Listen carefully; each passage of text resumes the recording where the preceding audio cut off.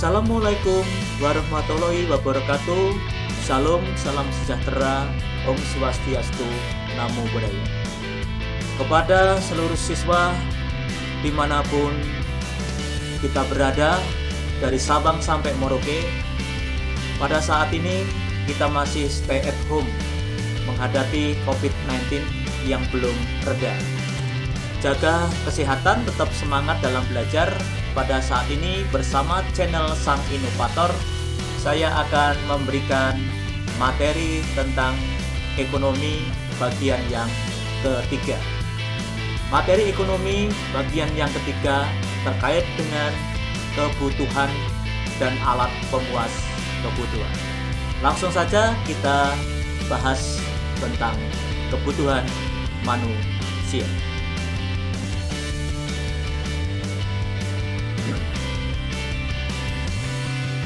Oke, kita bahas dulu tentang pengertian kebutuhan. Kebutuhan adalah segala sesuatu yang diperlukan manusia dalam rangka mempertahankan kelangsungan hidup guna mencapai taraf hidup yang sejahtera. Perlu kita ketahui bahwa kebutuhan manusia itu sifatnya tidak terbatas. Sifatnya tidak terbatas. Mengapa? Ada beberapa yang menyebabkan kebutuhan manusia itu tidak terbatas. Yang pertama yang sangat mempengaruhi adalah tingkat usia. Tingkat usia. Yang kedua adalah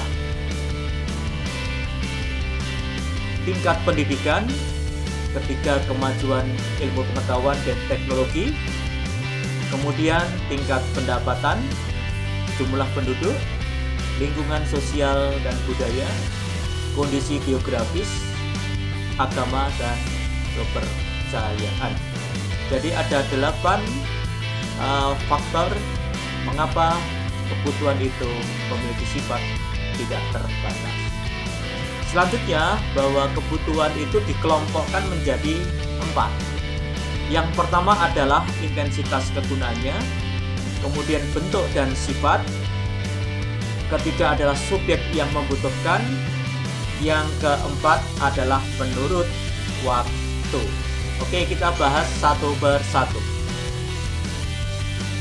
Kebutuhan menurut intensitas kegunaannya adalah dibagi menjadi 3. Kebutuhan primer, yaitu kebutuhan yang harus dipenuhi manusia agar hidup layak. Ini merupakan kebutuhan dasar. Selanjutnya, kebutuhan sekunder, yaitu kebutuhan yang sifatnya melengkapi kebutuhan primer. Dan yang ketiga adalah kebutuhan tersier, yaitu kebutuhan yang timbul setelah terpenuhinya kebutuhan primer dan sekunder. Oke, pengelompokan dari kebutuhan tersebut, kebutuhan sekunder dan atau kebutuhan tersier itu bagi setiap orang berbeda. Suatu barang mungkin termasuk kebutuhan sekunder bagi seseorang, namun bagi orang lain termasuk kebutuhan tersier. Ini disebabkan oleh apa? Ini yang bisa menyebabkan orang menganggap ini kebutuhan tersier atau kebutuhan sekunder. Itu pertama adalah terkait dengan profesi. Terkait dengan profesi seseorang. Jadi antara satu dengan yang lain itu memiliki kebutuhan yang berbeda-beda. Yang kedua apa? Disebabkan karena apa? Faktor pendapatan. Faktor pendapatan. Selanjutnya, kebutuhan primer dan kebutuhan sekunder. Yang tadi kita bahas ada 3 kebutuhan primer, sekunder, dan tersier. Oke, kita bahas di sini. Kebutuhan primer, kebutuhan dasar yang harus dipenuhi pertama kali. Ini yang pertama adalah pangan. Kemudian yang kedua adalah sandang. Kemudian papan, dan sekarang mulai mengarah perkembangan kebutuhan manusia sangat dasar adalah pendidikan. Jadi kebutuhan primer itu contohnya adalah pangan, makanan, kemudian sandang, pakaian, selanjutnya adalah papan dan pendidikan. Kemudian kebutuhan sekunder itu setelah terpenuhinya kebutuhan primer, kita masuk kebutuhan sekunder yang bisa diberikan contoh misalkan televisi, meja kursi, radio, sepeda, itu contoh kebutuhan sekunder setelah kebutuhan primer terpenuhi. Selanjutnya, kebutuhan tersier. Itu adalah kebutuhan apabila kebutuhan primer, kemudian sekunder itu telah terpenuhi, manusia akan beranjak menuju kebutuhan tersier. Contohnya adalah itu kebutuhan mobil mewah, kebutuhan orang pengen naik kapal pesiar, memiliki perhiasan mewah, kemudian juga rumah mewah, apartemen, villa dan sebagainya. Nah, jadi perlu kita tekankan di sini bahwa kebutuhan tersier itu identik dengan kemewahan dan berkaitan dengan status sosial serta prestis. Jadi catatan bahwa kebutuhan tersier itu terkait dengan masalah kebutuhan status atau peningkatan dari prestis seseorang. Kemudian selanjutnya kebutuhan menurut bentuk dan sifat. Ada dua bagian. Yang pertama adalah kebutuhan jasmani, kemudian yang kedua adalah kebutuhan rohani. Apa itu kebutuhan jasmani? Kebutuhan jasmani itu merupakan kebutuhan yang lebih banyak dirasakan oleh jasmani atau badan manusia. Jadi contohnya, ini contoh makan, itu makan. Kebutuhan adalah jasmani. Ini berpakaian.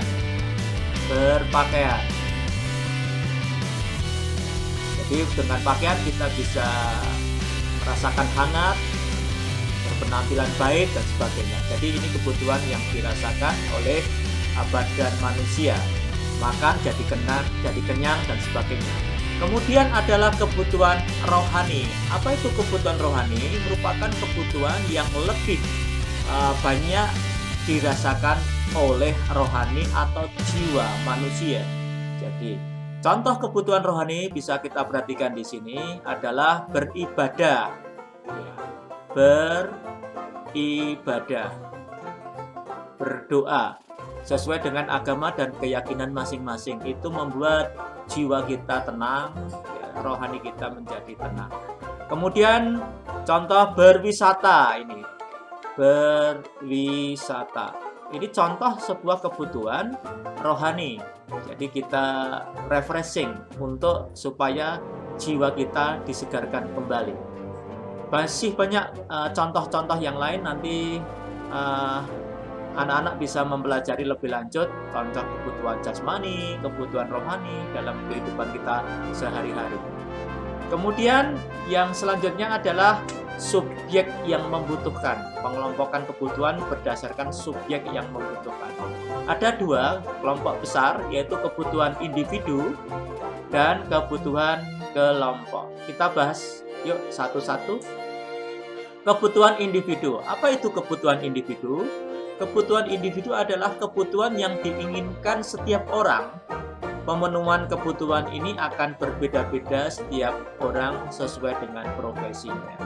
Jadi contoh, ini contoh saya gambarkan di sini. Ini adalah contoh anak. Ini contoh anak. Contoh anak. Contoh anak atau pelajar, dia akan membutuhkan yang namanya sebuah buku. Kemudian ini ada contoh, ini adalah sebuah nelayan. Oke. Dia akan membutuhkan perahu atau kapal. Oke. Jadi sesuai dengan profesinya. Ini disebut dengan kebutuhan individu. Oke, jelas anak-anak yang dimaksud dengan kebutuhan individu, setiap profesi, setiap orang itu tentunya akan berbeda-beda sesuai yang diperlukan. Kemudian kebutuhan kelompok. kebutuhan yang dirasakan oleh sekelompok orang secara bersamaan, dan pemenuhan dapat dilakukan secara kelompok atau bersama. Contoh, biasanya kebutuhan kelompok itu sering diadakan oleh pemerintah. Jadi pemerintah membangun jembatan, digunakan untuk penyeberangan yang bisa dilakukan oleh masyarakat banyak. Membuat jalan raya, bisa untuk kita berjalan menuju suatu tempat. Kemudian stasiun kereta api bisa digunakan, dirasakan secara bersama. Rumah sakit, fasilitas kesehatan, dan sebagainya. Ini adalah contoh kebutuhan kelompok. Selanjutnya adalah menurut waktu. Ada dua, kebutuhan sekarang dan kebutuhan masa datang. Jadi sekali lagi, pengelompokan kebutuhan menurut waktu adalah kebutuhan sekarang dan kebutuhan yang akan datang atau masa datang. Kebutuhan sekarang itu seperti apa? Kebutuhan yang harus dipenuhi saat sekarang. Ya, bila tidak terpenuhi atau tertunda, kebutuhan itu bersifat mendesak. Kalau ini tidak terpenuhi, bisa berdampak tidak baik bagi kehidupan seseorang. Ya, berakibat juga bisa fatal. Contoh, orang lapar, saya ulangi, orang lapar, maka dibutuhkan apa? Makan. Supaya apa? Kita tidak merasa kelaparan. Kemudian orang sakit, maka dibutuhkan adalah obat. Ini adalah contoh kebutuhan yang sifatnya mendesak, tidak bisa ditunda. Kemudian kebutuhan masa datang. Ini kebutuhan yang pemenuhannya dapat ditunda atau tidak harus dipenuhi sekarang. Contoh kebutuhan ke depan, misalkan orang menabung, orang ikut asuransi dan sebagainya. Jadi contoh ini kebutuhan akan datang. Oke. Jadi anak-anak, hari ini kita belajar tentang kebutuhan manusia yang dikelompokkan ya menjadi 4 bagian. Yang pertama adalah kebutuhan menurut intensitasnya. Kemudian yang kedua adalah menurut bentuk dan sifatnya. Yang ketiga menurut subjek yang membutuhkan. Dan yang keempat adalah menurut waktu. Jadi kebutuhan dikelompokkan menjadi 4 kelompok. Oke, sekarang kita sudah belajar setiap kelompoknya. Kita pelajari lebih dalam, lebih luas lagi tentang kebutuhan. Kita lanjutkan untuk pertemuan yang akan datang tentang alat pemuas kebutuhan.